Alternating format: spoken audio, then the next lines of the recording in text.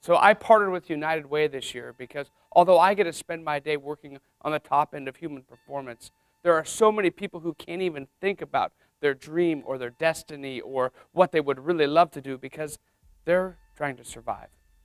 They're trying to figure out how to get through the days. And the agencies that partner with United Way are doing that every day.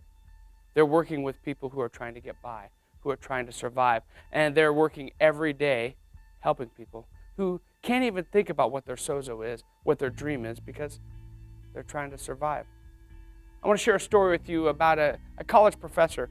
And there was a college professor, who was a psychology professor, and the first day of class this year, there was a huge lecture hall with 300 students in it, and this professor walks in, and he walks over and sets down this thing he's carrying and sets it on a table and pulls this cover off of it, and it's a cage.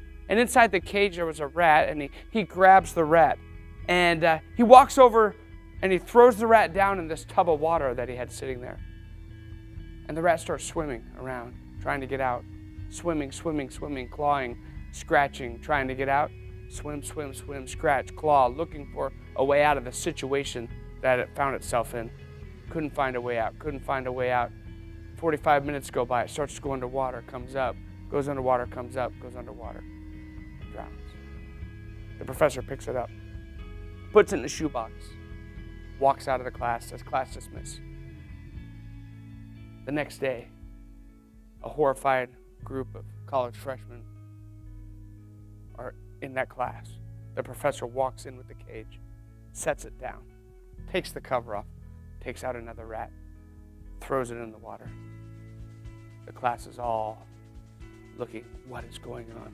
Swimming, clawing, scratching, trying to find a way out. Can't find a way out.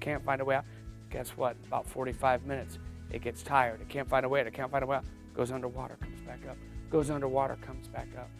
And then it goes underwater.